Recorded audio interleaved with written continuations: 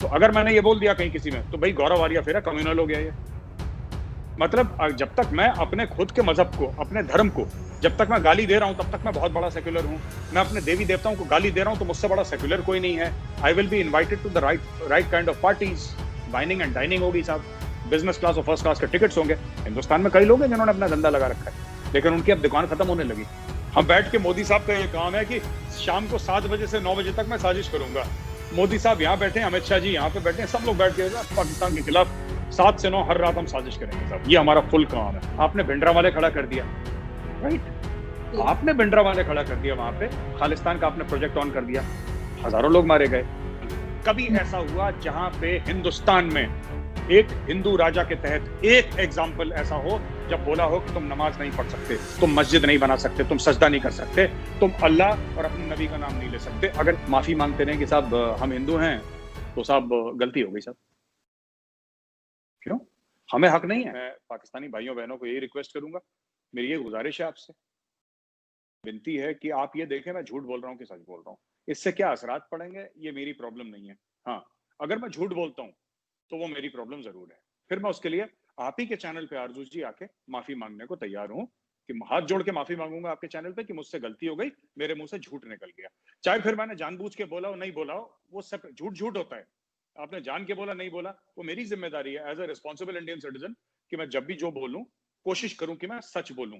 तो ये जो भी आसिम सलीम बाजवा साहब के बारे में, जनरल साहब के बारे में मैंने बोला है, अगर इसमें कुछ झूठ है तो पाकिस्तानी बोले कि आप झूठ बोल रहे हैं, जज्बातों से नहीं, फैक्ट्स एंड फिगर्स। आप कागज लाइए और बोलिए साहब ये झूठ बोल रहे हैं। मैंने झूठ नहीं बोला, मेरे पास डॉक्यूमेंट्री प्रूफ है कि आसिम सलीम बाजवा साहब ने करप्शन करा है।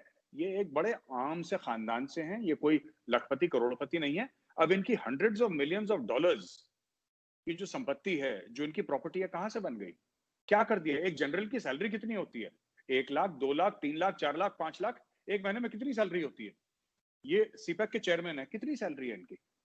अगर ये प्राइम मिनिस्टर, माना कि इनको 2-2 सैलरीज एक साथ मिल रही हैं, इनको पीएम के एडवाइजर भी हैं, इनको 2-2 सैलरी एक साथ मिल रही हैं, साथ में इनको इनकी जो पेंशन है फौज से रिटायर होने के बाद वो भी इनको मिल रही है। मैं कह रहा हूं सब कुछ मिल रहा है, फिर कितना मिल रहा है इनको? 10 लाख, 15 लाख, और कितना मिल जाएगा? फिर ये पैसा आया कहां से? तो पाकिस्तानी कौम को यह सोचने की जरूरत है कि जो अरबपति बन गया अचानक, वो अरबपति कैसे बना? ये पैसा तो देखिए किसी गरीब पाकिस्तानी की जेब से आ रहा है ना। आपका मुल्क कर्जे ले रहा है, आपको पता है कि मैशत खराब है, पूरी दुनिया की खराब है। इंडिया की कौन सी मैशत तीर मार रही है अभी जो मैं आपको बोलूं कि पाकिस्तान की खराब है? राइट। लेकिन जिस लेवल का इंस्टीट्यूशनलाइज्ड करप्शन है, पाकिस्तान के अंदर, जो आपके बड़े बड़े लोग कर रहे हैं, और सबके बाहर बच्चे, इनका भी बाजवा साहब का भी जो बिजनेस है, ये तो बाहर ही है ना, कनाडा अमेरिका में, सबका सब बाहर है। तो मैं ये कह रहा हूँ सच और झूठ की बात है ये, इसमें इंडिया पाकिस्तान की बात नहीं है, मैं कुछ साजिशें कर रहा हूँ इसकी बात नहीं है, ये सिर्फ सच और झूठ की बात है। मुझे लगता है वहां तक महदूद रखना चाहिए कॉन्वर्सेशन को। बिल्कुल ठीक। लेकिन साथ ही आपकी एक वीडियो और भी थी जिसमें आप ये कहते हुए देखे कि आप कह रहे हैं कि इंडियन गवर्नमेंट को या इंडियन आर्मी को या इंडियंस को बलूचिस्तान पे अटैक कर देना चाहिए, बलूचिस्तान को आजाद करवाना चाहिए। और मुसलसल आपने बहुत सारे इस तरह की वीडियोस किए हैं जिसमें आपने जो टॉपिक रखा है वो बलूचिस्तान रखा है। तो अगर आप इस तरह बात कर रहे हैं और फिर यहाँ से अगर खालिस्तान की बात होती है तो वो फिर आपको क्यों बुरी लगती हमें बिल्कुल बुरी नहीं लगती। आ, हमें बिल्कुल, आप बिल्कुल खालिस्तान की बात करें। रेफरेंडम 2020 होना था, 2020 तो खत्म हो गया, अभी कुछ दिनों के बाद अक्टूबर हो जाएगा। 10 महीने बिता दिए इन लोगों ने। कब करना है? आप उसको चेंज करके पहले इनको बोलिए कि रेफरेंडम 2021 करवाएं, ये खुशी से करवाएं। देखिए बात ये है ना कि इंडिया में बहुत डेप्थ है, इंडिया अब्जॉर्ब करता रहेगा, 70 साल से अब्जॉर्ब कर रहा है, 70 साल और कर लेगा। दूसरे मुल्कों में इतनी डेप्थ नहीं होती। मैं आपको एक बात बता दूं कि जो बाहर से इस्लामिक रूलर्स आए थे, उन्होंने करीब 800 साल भारत पे राज करा, 200 साल अंग्रेजों ने करा। उसके बावजूद इंडिया 80% प्लस हिंदू है। ईरान जोरास्ट्रियन था, ईरान हिंदू नहीं रहा, ईरान जोरास्ट्रियन नहीं रहा। इजिप्ट कुछ और मजहब मानता था, वो मुसलमान हो गया। पूरी दुनिया चेंज हो गई। जब क्रिश्चियनिटी आई तो सारे यूरोप, इंडिया में उसी भगवान के सामने हम सर झुकाते हैं जिसके सामने हम 7 से लेकर 10,000 साल पहले सर झुकाते थे। तो इकबाल साहब ने कहा था ना कि कुछ बात है कि हस्ती मिटती नहीं हमारी, सदियों रहा है दुश्मन दौरे जमा हमारा। तो चलता चला आ रहा है कब से, हमें कोई फर्क नहीं है, खालिस्तान फालिस्तानी जो भी करना चाहें ये लोग कर सकते हैं ना। बलोचिस्तान की आपने बात करी, ऐसा है अर्जू जी कि मैंने कभी ये नहीं बोला इंडियन आर्मी को कि बलोचिस्तान पे अटैक कर दो, ना इंडियन आर्मी मेरे कहने पे अटैक कर रही है, सही। पहली चीज, राइट। लेकिन ऐसा है कि मैं ये मानता हूं कि एक बलोच का जो फ्रीडम स्ट्रगल है वो जायज है, ये मेरा मानना है। आप एज अ पाकिस्तानी आप बोलेंगे जायज नहीं है, और मैं आपकी व्यू को रिस्पेक्ट करता हूं, मैं ये नहीं कहता कि आप गलत कह रही हैं, आपकी व्यू आपके लिए सही है।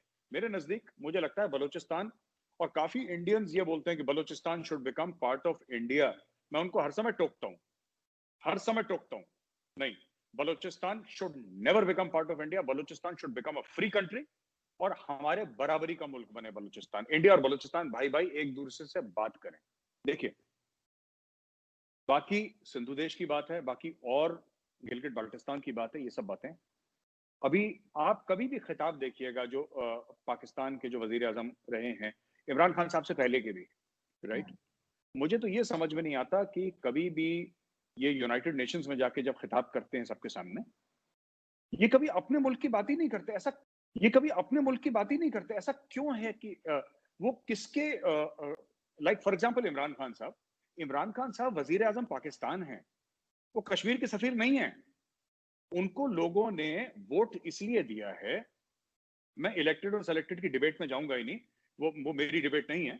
मैं ये कहना चाहूंगा कि पाकिस्तानियों ने उनको वोट क्यों दिया कि हमारी जिंदगी और बेहतर कराएं, राइट। तो वो बनीगाला में बैठते हैं, उनको सारे ऐशो आराम वो फराम हैं जो पाकिस्तान के वजीर आजम को होने भी चाहिए कायदे से। Why he is at a certain level and that level has to be respected, his position has to be respected. पर मैं ये जानना चाहता हूं कब गए वो फॉरेन किसी कंट्री से मिले, कि फॉरेन कंट्री के जो भी उनके सदर थे या वजीर आजम थे, कोई भी था, अमीर थे, सुल्तान, सबसे मिलते रहते हैं वो। कब उन्होंने बात करी कि साहब आप पाकिस्तान की बेहतरी के लिए हम क्या कर रहे हैं, आप कौन सा प्रोजेक्ट डाल रहे हैं पाकिस्तान में, आप कौन सी बड़ी चीज कर रहे हैं जिसमें पाकिस्तान में एम्प्लॉयमेंट हो, पाकिस्तान की जो मैशत है आज की तारीख में, जो भी चल रहा है वो कश्मीर कश्मीर कश्मीर कश्मीर, चाइना कश्मीर कश्मीर, चाइना कश्मीर, बस इसके अलावा तो कुछ बोलते नहीं है।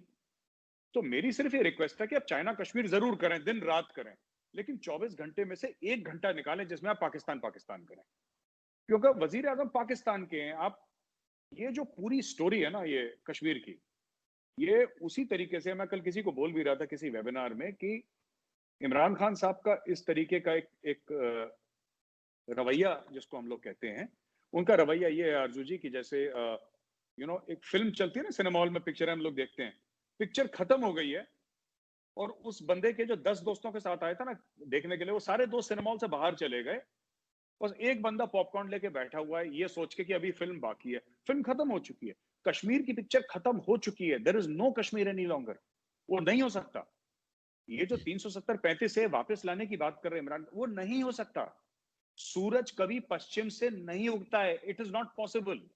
ये ऊपर से खुदा आ जाए, भगवान आ जाए, वो नहीं कर सकता, नहीं कर सकता। God can not do it. Imran Khan तो बहुत छोटी चीज है, इसमें क्यों टाइम वेस्ट कर रहे हैं, वो भगवान लेकिन नहीं कर सकता इसको।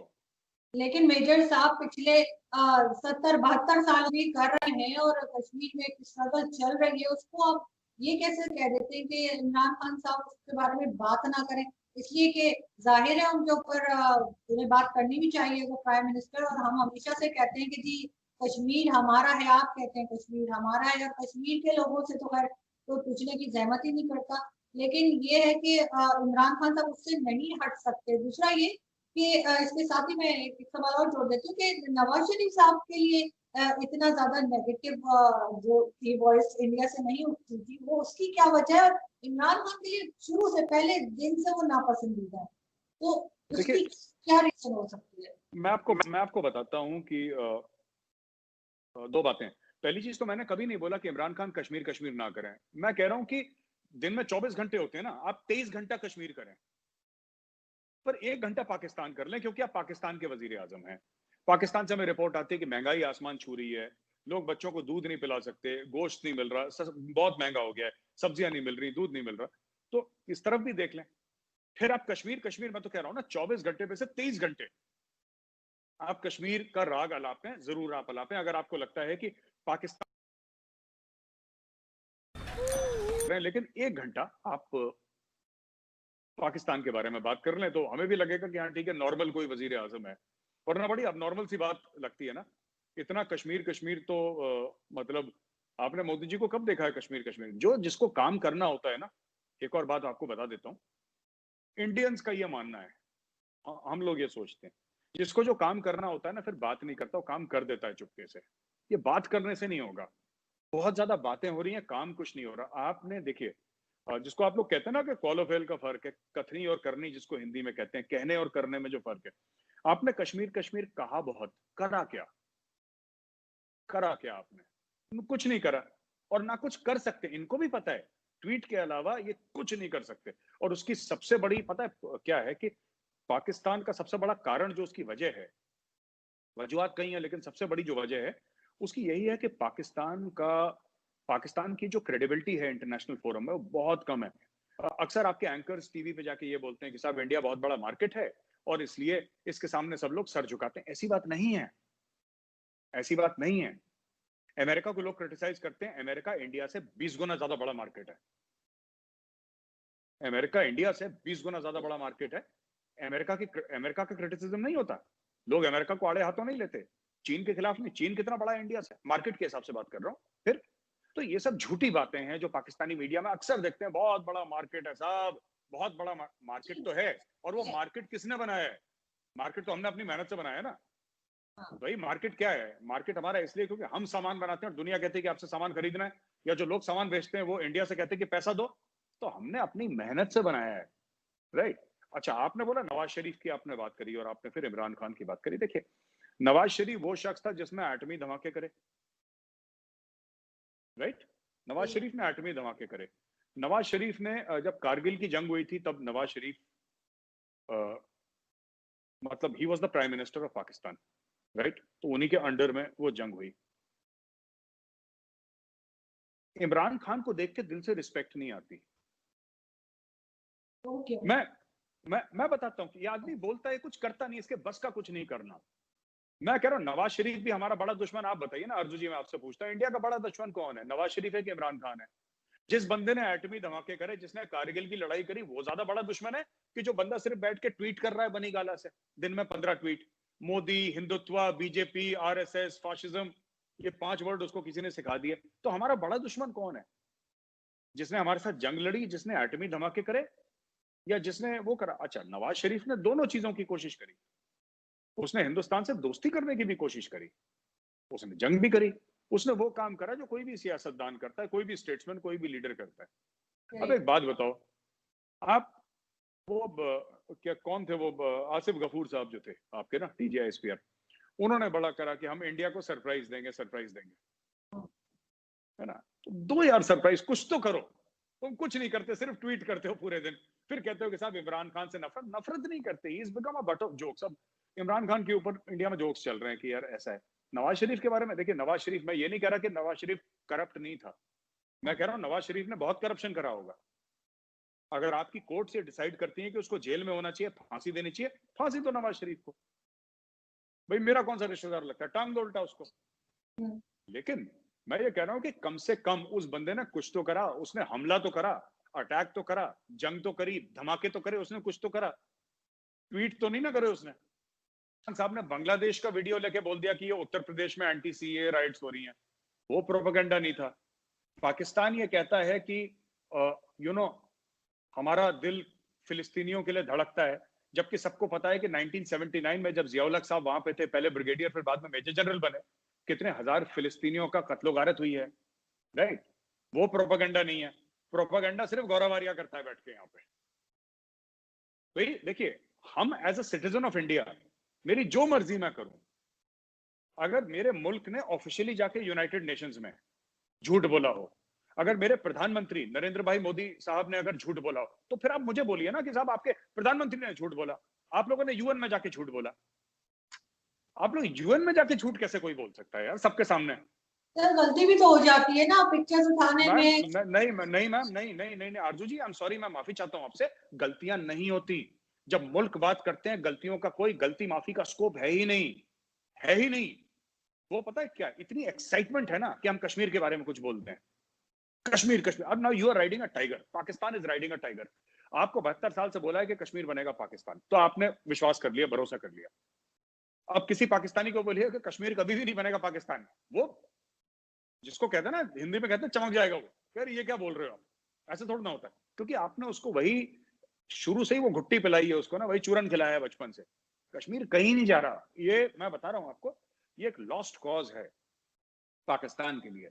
और अक्सर जो एक और मिनट लूंगा आपका विथ योर परमिशन, ये जो बात अक्सर कहते हैं ना कि साहब ये यू नो दुनिया बड़ी इंडिया की साइड लेती है और पाकिस्तान की साइड नहीं लेती, है ना। पाकिस्तान की साइड दुनिया क्यों लेगी, आप ये बताइए। आप कहते हैं चाइना इन्वेस्टमेंट कर रहा है, क्या इन्वेस्टमेंट कर दिया चाइना ने?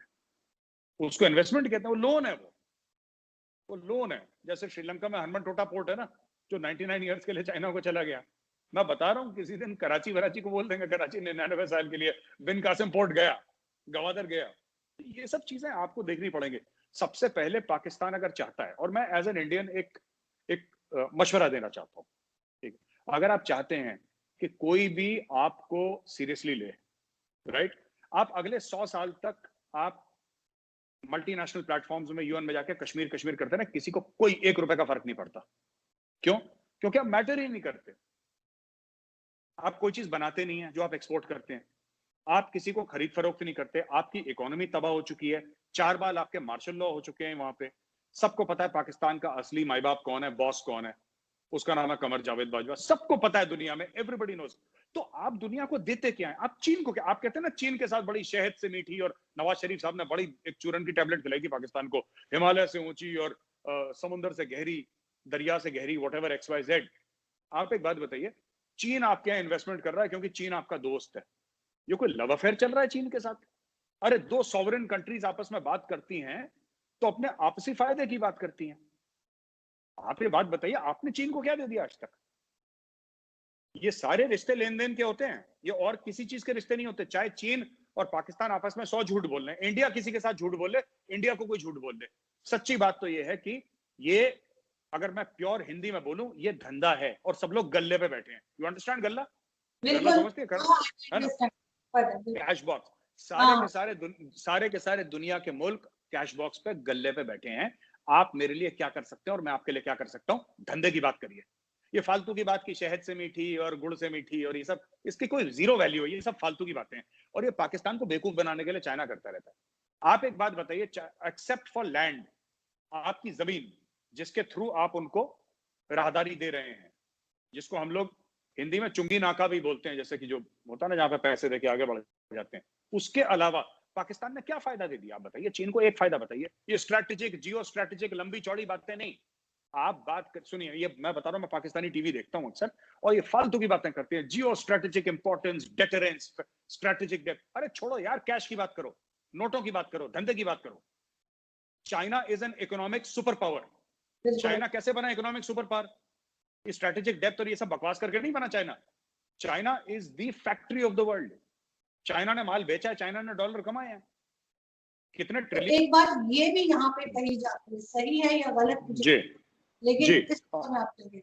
जी आरजू जी, दो बातें हैं। पहली चीज तो ये है कि चाहे नवंबर का इलेक्शन ट्रंप जीते या जो बाइडेन जीते, ठीक है, इंडिया के खिलाफ 19-20 से ज्यादा अमेरिका की पॉलिसी चेंज नहीं होगी, क्योंकि हमारी पॉलिसी अमेरिका के साथ इंस्टीट्यूशनल है।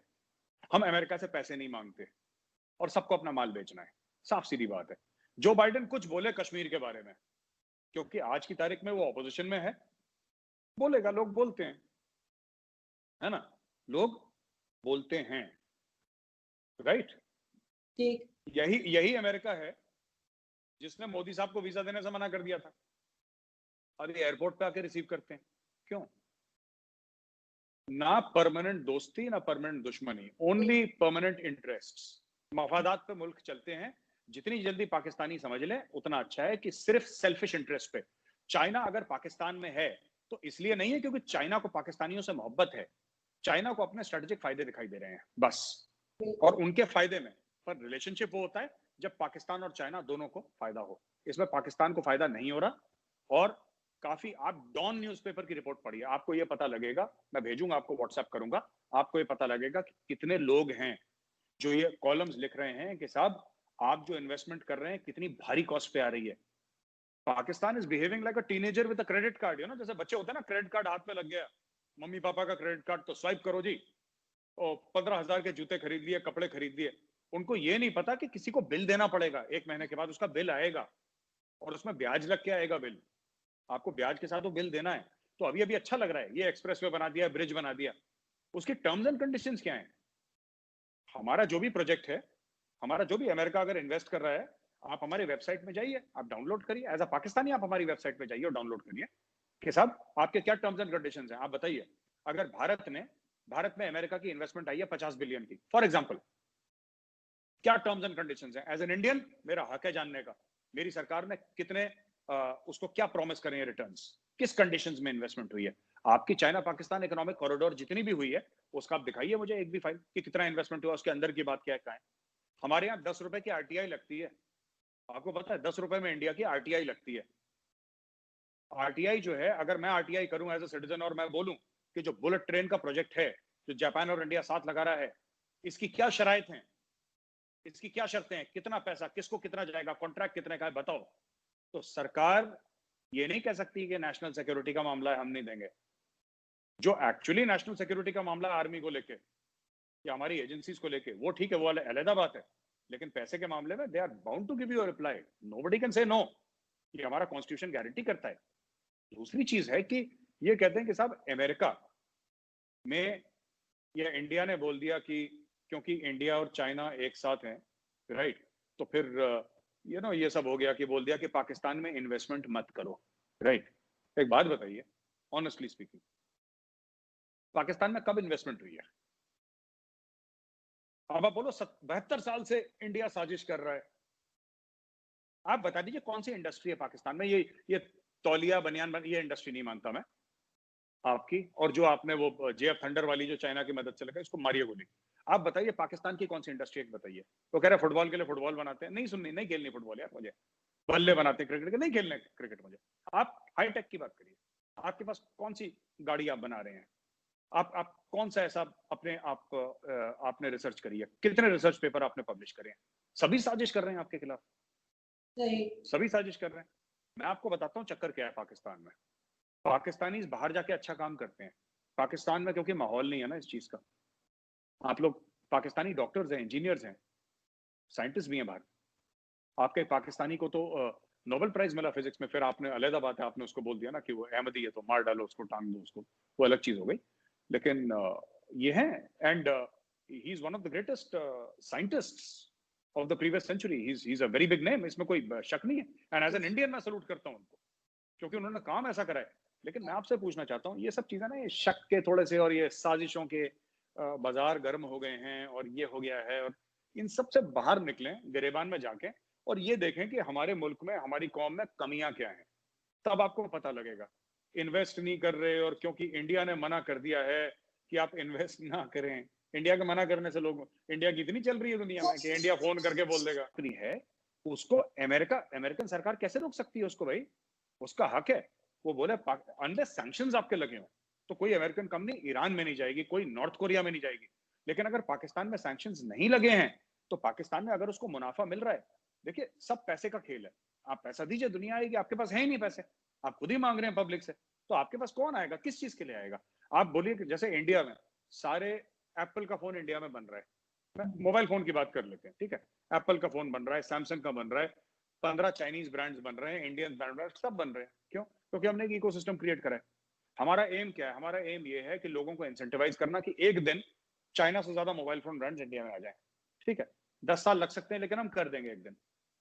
लोग क्यों? सैमसंग यहाँ पे सबसे बड़ी दुनिया की जो फैक्ट्री है मोबाइल फोन की इंडिया में, नोएडा में ही है। आपका कभी आना हुआ अगर इंडिया में, आपको ले चलूंगा सैमसंग की फैक्ट्री दिखाने के लिए। ऐसा क्यों है? सैमसंग एक कंपनी है, वो अमेरिकन कंपनी तो नहीं है ना।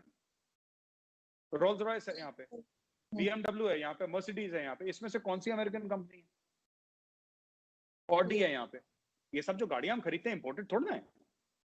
जो मर्सिडीज बेंज अगर कोई चला रहा है, मेरे नेबर के पास अगर मर्सिडीज है तो इंडिया में बन रही है, वो जर्मनी में नहीं बन रही कि जहाजों में आ रही है इंपोर्ट होकर, इंडिया में बन रही है, सारी फैक्ट्रीज इंडिया में हमारी। ये सब लोग क्यों आ रहे हैं? क्या हम दुनिया में इंडिया में 100 मुल्कों से ज्यादा की इन्वेस्टमेंट है, सभी से हमने साजिश कर रखी है। और बैठ के मोदी साहब का ये काम है कि शाम को 7 बजे से 9 बजे तक मैं साजिश करूंगा, मोदी साहब यहाँ बैठे हैं, अमित शाह जी यहाँ पे बैठे हैं, सब लोग बैठ के पाकिस्तान के खिलाफ 7 से 9 हर रात हम साजिश करेंगे सब, ये हमारा फुल काम है। ऐसा नहीं। मैं एक बात आपको बोलता हूँ कि ये ना बहुत बुरा लगेगा आपको आरजू जी, बट मैं आपकी बड़ी रिस्पेक्ट करता हूँ, तो मैं आपको एक बात बता देता हूँ, ठीक है? ये पूरे आलम इस्लाम का बात है, मैं चाहता नहीं है कंट्रोवर्शियल हो, लेकिन ये सच है, ठीक है? पाकिस्तान का सबसे बड़ा दुश्मन पाकिस्तानी। सोचना आप, मैंने जो बात आपको करी है और आपके जो देखने वाले हैं जो पाकिस्तानी है, पाकिस्तान का सबसे बड़ा दुश्मन पाकिस्तानी, इंडिया, यहूदी, ये दुश्मन नहीं है। आपका सबसे बड़ा दुश्मन वहीं पे बैठा है, जो आप ही की जड़ें अंदर से खोखली कर रहा है। और अगर दुनिया फायदा उठाती तो क्या गलत करती है? आप लोग भी तो यही करना चाह रहे हैं ना कश्मीर में। तो फिर आपको क्या लगता है कि हमारी बैटिंग कभी नहीं आएगी? एक ही तरफ की बैटिंग चलती रहेगी 70 साल से? ऐसा नहीं है, अब हमारी बैटिंग आ रही है, तो आप कंप्लेन ना करें। सर टेक कश्मीर इट की on the chin with a smile. बताइए। नहीं सर, कश्मीर की बात तो हम करते रहेंगे, लेकिन यहाँ पे मैं एक चीज जरूर नॉलेज की नजर से देखिए, क्या ये सच है, क्या ये गलत है, ठीक है? अब देखिए, खालिस्तान में जो मूवमेंट चलाई आपने पंजाब में, मैं आपको 3 सवाल पूछता हूं, आपको पता नहीं इसके बारे में पता है नहीं है, लेकिन मैं पूछता हूं, और जो पाकिस्तानी भाई बहन सुन रहे हैं वो भी जरा करें। महाराजा रंजीत सिंह, एक तो पंजाब का कोई भी मुस्लिम पंजाबी रूलर आज तक नहीं हुआ पंजाब का, 1947 से पहले हुआ ही नहीं। सब बाहर से आए, बाहर से लोगों ने पंजाब, सिर्फ एक था बंदा महाराजा रंजीत सिंह, और उसके जो बेटे पोते वगैरह, दैट सेपरेट केस, मैं उनकी बात नहीं कर रहा।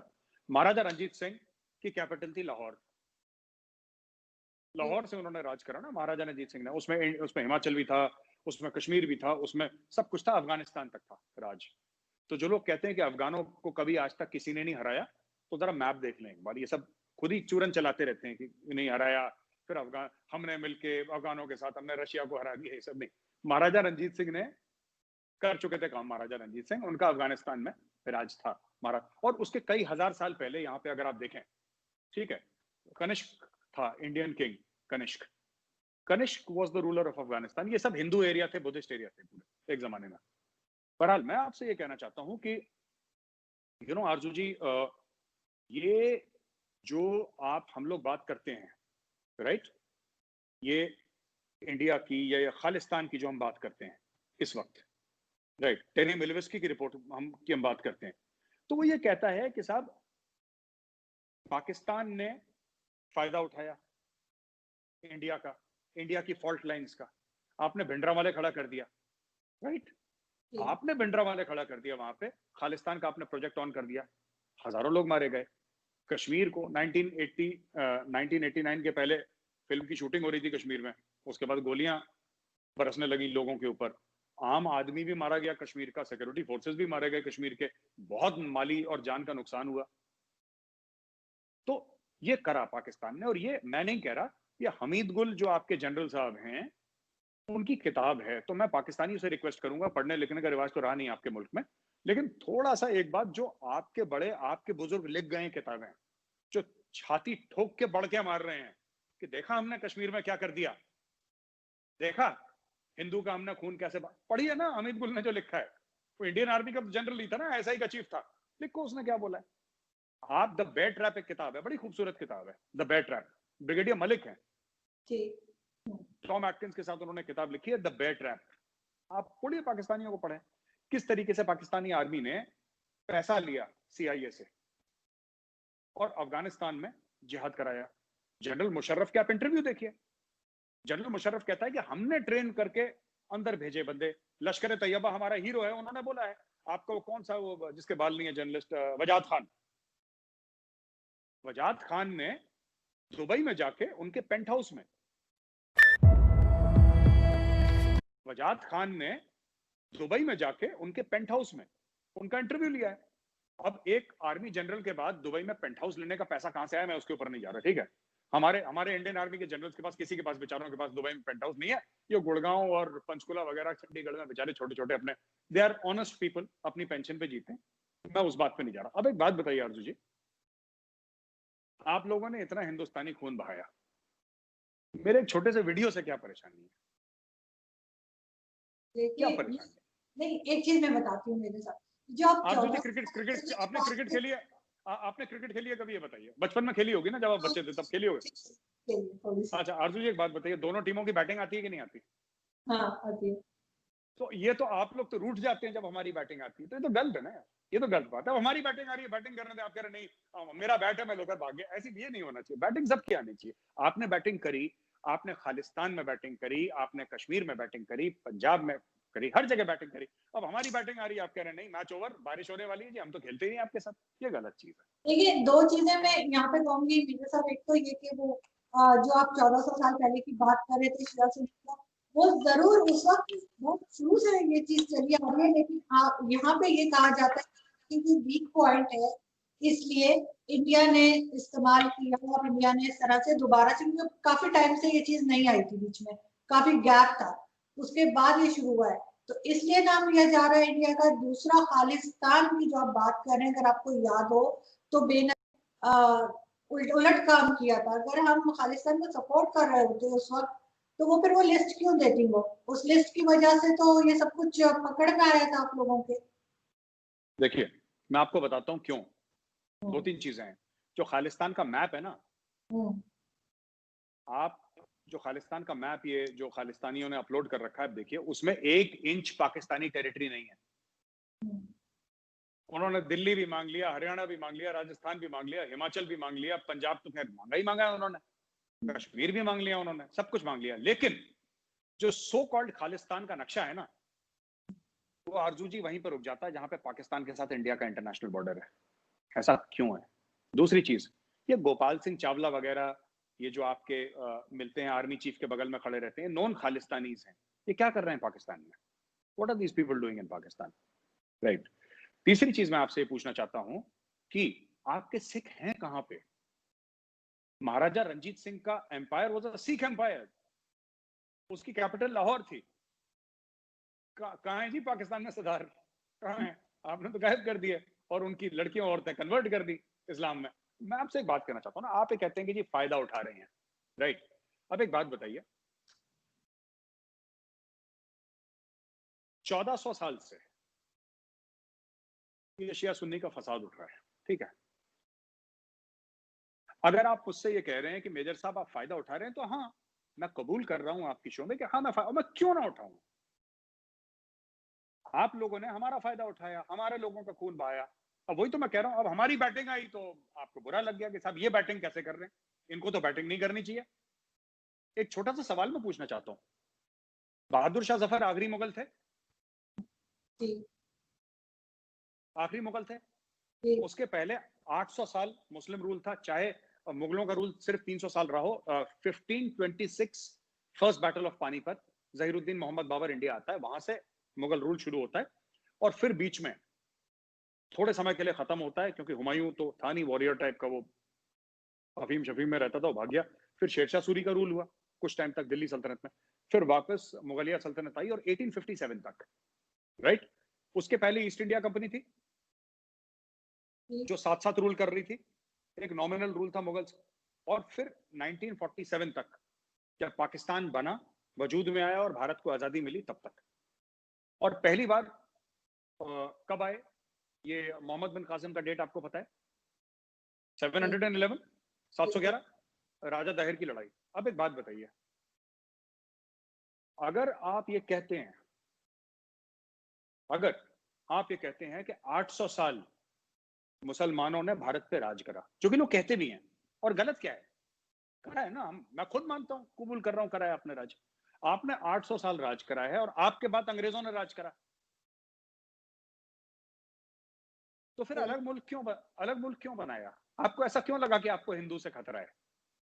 आपने कभी ये देखा कि हिंदू राजा के नीचे आप लोग कभी थे और हिंदू राजा ने बोला कि नहीं तुम हिंदू बन जाओ, और मस्जिद तोड़ दी हिंदू राजा ने? कभी कभी ऐसी फीलिंग पिछले 1000 साल में, 800 साल में कभी ऐसे आई हो कि हिंदुओं ने बोला कि नहीं सारे मुसलमानों को मार दो और ये कत्लो गारत करो?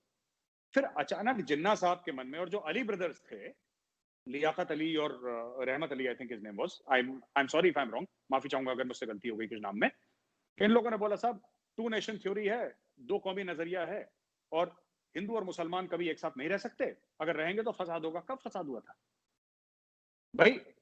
अगर आप ये कहते हैं और मैं आपकी बात मानने को तैयार हूं, academically speaking, for the sake of argument, बहस के लिए मैं आपकी मान लेता हूं, जबकि ये सच बात नहीं थी। साउथ में there were rulers who were never ruled. Chhatrapati Shivaji never ruled. ये तो शेर के बच्चे थे ना, छत्रपति शिवाजी वगैरह। इन्होंने तो वैसे ही औरंगजेब की टांगें तोड़ दी थी इन लोगों ने।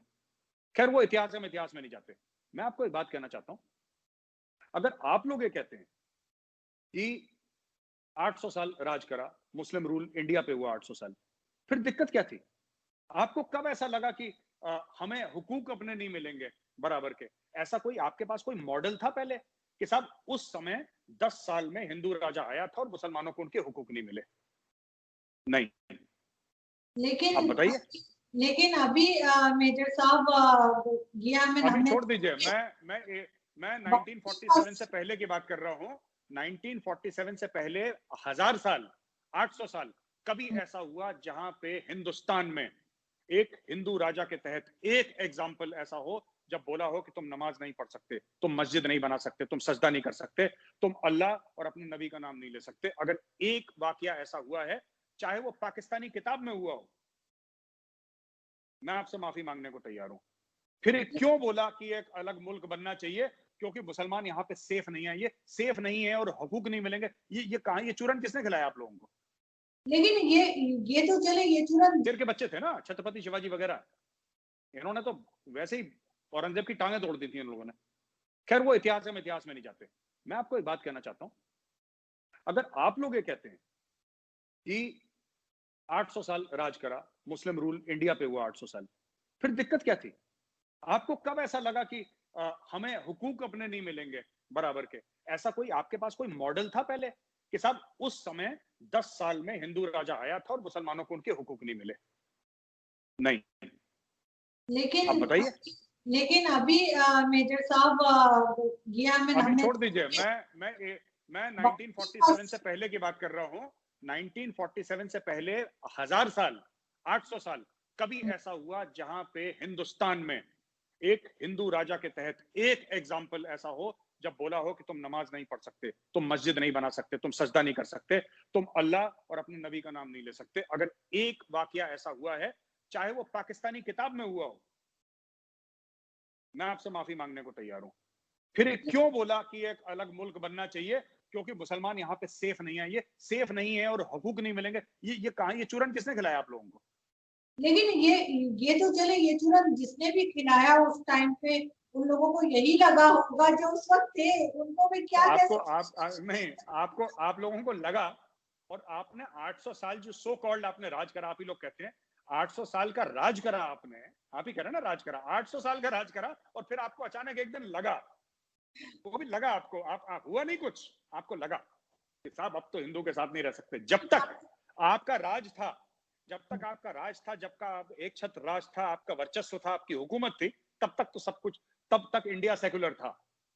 और जब बोला कि डेमोक्रेसी होगी इंडिया में, तब बोला कि नहीं साहब अब इस्लाम खतरे में आ गया। आप तो साहब ये गड़बड़ है बात, अब चल पड़ो यहाँ से। आपकी बात से जी, दो बातें हैं। ये मुस्लिम्स का कोरोना वाला मसला पहला है। जो आपने पहले बात करी थी ना, आपने क्या बोला था अर्जू जी? आई एम सॉरी, आपने, आपके सवाल बड़े लंबे होते हैं, भूल जाते। बाबरी मस्जिद के नीचे कहा गया कि राम मंदिर हाँ, था, लेकिन सर अगर हम हर बिल्डिंग के समझ गया, नीचे मैं समझ जी जी। आरजू जी, पहली बात, वो बिल्डिंग नहीं है, वो प्रभु श्री राम का जन्म स्थल है, पहली चीज। दूसरी चीज, हमारे लिए वो बहुत बहुत ज्यादा पाक जगह है। उस मंदिर को राम जन्मभूमि जिसको हम कहते हैं, राम लला कहा जाता है, the child form of Lord Ram, Ayodhya में। उसके ऊपर बाबर के एक जनरल ने उस मंदिर को तोड़ा और उसके ऊपर मस्जिद बनाया। ये गलत था, नहीं करना चाहिए था। मैं फिर आपसे कह रहा हूं, वहां पे जो अभी मंदिर बन रहा है, आपको पता है जिन लोगों ने बाबरी, और ये कंट्री है जो 80% हिंदू है, 80% यहाँ पे हिंदू हैं। फिर इस कंट्री में हमें मिला कैसे? वो सुप्रीम कोर्ट से केस लड़के। हमने ये गुंडागर्दी नहीं करी कि हम हिंदू हैं, सारे मस्जिदों तोड़ो, सबके मंदिर बनाओ, हमारे साथ गलत हुआ है। नहीं, वी वेंट टू कोर्ट। और जिन्होंने तोड़ा बाबरी मस्जिद, उनके ऊपर क्रिमिनल प्रोसीडिंग्स चल रही हैं, जिसमें कि एल के आडवाणी साहब का भी नाम है, जो बड़े सीनियर लीडर थे, मिनिस्टर रह चुके इंडिया के, वेरी सीनियर लीडर। उनके ऊपर केस चल रहा है। कई 100 लोगों के ऊपर केस चल रहा है वहां पे। तो साहब आप ऐसा नहीं कह सकते, जो भी हुआ है। मैं एक बात कर रहा हूं, हम क्यों जो हिंदू हैं, हम क्यों हर समय माफी मांगते रहे कि साहब हम हिंदू हैं तो साहब गलती हो गई साहब? क्यों? हमें हक नहीं है अपना पूजा पाठ करने का ऐसे वतन में, ऐसे मुल्क में जो कि 80% से ज्यादा हिंदू है? क्यों नहीं है हमें? अगर वहां पे मस्जिद बनाया तो क्यों बनाया? जो बाबर का वो जो सिपा सालार था वो क्रिमिनल था, ही वॉज अ क्रिमिनल।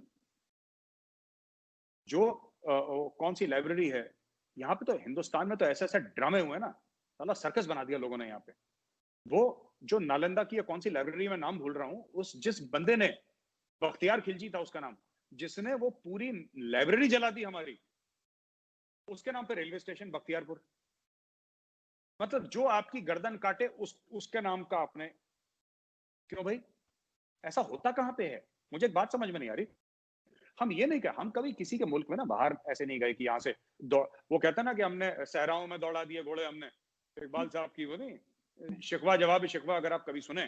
बिल्कुल है मेरे पास। साबरी ब्रदर्स ने बहुत अच्छी गाई है कव्वाली, अब सुनिए, बहुत लंबी सी है but it's a very beautifully rhyme this thing, ठीक है ना। एक ही सफ में खड़े हो गए दोनों महमूद अयाज, ना कोई बंदा रहा ना कोई बंदा नवाज। देखिए ये सब बातें फिल्मी हैं, ये सब बातें फिल्मी हैं। आप एक बात बताइए, ठीक है मुगल आके इस मिट्टी के हो गए, हमने मना नहीं करा इस मिट्टी के हो गए, ठीक है, नो हार्ड फीलिंग्स। वो लाया तो हमने नहीं था कि तुम आ जाओ, राइट। आपके कॉमेडियन है उमर शरीफ, एक बड़े फेमस कॉमेडियन है, मैं एक जमाने में बहुत फैन हुआ करता था, लेकिन उनके एक बयान से मेरा इतना दिल खट्टा हुआ, मैंने उस आदमी की शक्ल देखना गवारा नहीं समझा। जब पाकिस्तान वर्ल्ड कप में हारा तो उन्होंने अपनी शो में क्या बोला कि तुम चिंता मत करो, फिक्र मत करो, एक दिन तुम जरूर जीतोगे। आखिर सोमनाथ का मंदिर भी 17 बार तुमने अटैक करने की कोशिश करी, 18वीं बार तुम जीते, तब तुमने मंदिर तोड़ा। उनका आप जाइए देखिए, मैं ये पाकिस्तानी टीवी पर है, ये आपको यूट्यूब में मिलेगा उनका डायलॉग है। तो मतलब आपके हीरो वो हैं जो हमारी औरतों के साथ गलत करें, आपके हीरो वो हैं जो हमारा गला काटें, जो हमारे मंदिर तोड़ें, जो हमारे साथ लूटपाट करें, और सारा सेक्युलरिज्म का ठीकरा जो है हमारे सर पे आके फूटे। कि अगर मैंने बोल दिया गलती से किसी को जय श्री राम, या मैंने किसी को बोल, जय श्री राम का मतलब क्या है? जय मतलब विजय, विजय यानी जीत, जय से वर्ड आता है जीत, उर्दू में भी जीत बोलते हैं ना, वो जीत गए, प्रभु श्री राम जीत गए, या हम चाहते हैं कि प्रभु श्री राम जीते। अब क्या बोले प्रभु श्री राम को, क्या बोले कि ना जीते, वो ऐसा थोड़ा ना बोल सकते हैं। तो अगर मैंने ये बोल दिया कहीं किसी में, तो भाई गौरव आर्या फेरा कम्युनल हो गया ये। मतलब जब तक मैं अपने खुद के मजहब को, अपने धर्म को, जब तक मैं गाली दे रहा हूं तब तक मैं बहुत बड़ा सेक्युलर हूं। मैं अपने देवी देवताओं को गाली दे रहा हूं तो मुझसे बड़ा सेक्युलर कोई नहीं है। I will be invited to the right kind of parties, wining and dining होगी साहब, बिजनेस क्लास और फर्स्ट क्लास के टिकट्स होंगे। हिंदुस्तान में कई लोग हैं जिन्होंने अपना धंधा लगा रखा है, लेकिन उनकी अब दुकान खत्म होने लगी। हम ये नहीं कह रहे, जो भी अगर कुछ भी मुसलमान के खिलाफ हुआ है, मैंने उसके खिलाफ ट्वीट करा, मैंने आवाज उठाई है। सब बराबर के शहरी हैं, यहाँ पे कोई बड़ा छोटा नहीं है, ठीक है। यहाँ पे मुसलमान आर्मी चीफ बन सकता है, एयर चीफ तो रह चुके हैं, एयर मार्शल लतीफ मुस्लिम थे, वो बन चुके हैं। किसी सोल्जर का धर्म नहीं बताना चाहिए, लेकिन मैं बता रहा हूँ क्योंकि ना पाकिस्तान में अफवाह है कि वहां पे प्राइम मिनिस्टर या जनरल तो बहुत बड़ी बात है, वहां पे मुसलमान एक दरोगा तक नहीं बन सकता, जैसे पाकिस्तान में बहुत लोग कहते हैं, उनको पता ही नहीं इंडिया के बारे में। तो मैं सिर्फ ये कहता हूँ ना, ये सब बातें देखिए, ये सारी चीजें जो हैं ये गलत हैं। हमें हक है अपना सर ऊंचा रख के जीने का, और किसी को हक नहीं है ये कहने का बाबरी मस्जिद के नीचे अगर मंदिर था तो उसके ऊपर मंदिर बनना चाहिए, ठीक है। और ठीक है, आप इस्लाम धर्म को मानती हैं, लेकिन मैं आपको अयोध्या एक बार जरूर ले जाऊंगा अगर आप इंडिया आएंगे, आप देखिएगा। Not for anything else, not for anything else, आप और कुछ नहीं, बैठ के वहां पे आरजू आप और हम खाना खाएंगे, प्योर वेजिटेरियन, शुद्ध शाकाहारी देसी घी का खाना खाएंगे वहां पे बैठ के, ठीक है। और आप देखिएगा, देखिए बात यह है कि हिंदू ने कभी किसी को रोका नहीं। यहाँ पे पारसी आए, हिंदुइज्म से ही निकले। जो जैनिज्म है, जो बुद्धिज्म है, कौन से धर्म से निकली? सिखिज्म कौन से धर्म से निकली? आपने कभी किसी हिंदू को देखते बोला? अभी आप देखिए, चाहे वो शिया हो, चाहे सुन्नी हो, चाहे बरेलवी हो, चाहे आपके देवबंदी हो, हैं तो सभी मुसलमान। लेकिन ये काफिर काफिर शिया काफिर, आपने, ये तो हमने तो नहीं बनाया, ये तो किसी मुसलमान ने ही बनाया है, क्योंकि हमारे यहाँ काफिर का कॉन्सेप्ट नहीं है। आपने कभी सुना किसी को, हिंदू को बोलते हुए कि जैन काफिर, बुद्ध काफिर, सिख काफिर और ये सब जितने भी लोग काफिर हैं? हमने तो कभी नहीं बोला किसी को, क्योंकि हमारे यहाँ कॉन्सेप्ट है ही नहीं काफिर का, एवरीबडी इज वेलकम। हिंदुइज्म में एक सेक्ट है, एक ब्रांच है हिंदुइज्म की, who are atheists. लेकिन वो एथिस्ट हैं. Atheism is also allowed in Hinduism. आप ये कहते हैं मैं हिंदू हूं लेकिन मैं भगवान में विश्वास करता ही नहीं. आप Hinduism is a way of life. इसीलिए जिस चीज को आप पकड़ सकते हैं, आप पेड़ को पकड़ सकते हैं तो आप पेड़ को काट सकते हैं. आप पानी को कैसे काटेंगे? आप पानी को काटने. Hinduism is like water, it will keep on flowing till eternity. सही. ठीक है. लेकिन मेजर साहब, आरजू एक बात बताइए, अगर कोई भी ये कहे कि हजरत मोहम्मद साहब मक्का में पैदा नहीं हुए थे, राइट, तो कत्लो गारत हो जाएगी. कत्लो गारत हो जाएगी इस्लाम में, गले कट जाएंगे. ठीक है. हिंदुइज्म में इतनी फ्लेक्सिबिलिटी है कि हिंदुइज्म अलाउ करता है. कल कोई बोल देगा श्री राम जी तमिलनाडु में पैदा हुए थे, कोई कहेगा महाराष्ट्र में पैदा हुए थे, कोई कहेगा कश्मीर में पैदा हुए थे. कहना तो सबको अलाउड है. इट्स अ वेरी, हिंदुइज्म को अगर आप एक पंथ की तरह, एक्चुअली मजहब और रिलीजन नहीं है, ये धर्म नहीं है, पंथ है ये. तो कभी बात करेंगे तफसील से, तब मैं आपको समझाऊंगा. Hinduism is a very very beautiful philosophy, है ना. It's a very beautiful philosophy. Not just वासुदेव कुटुंबकम that the world is a family. हम वो नहीं बात कर रहे.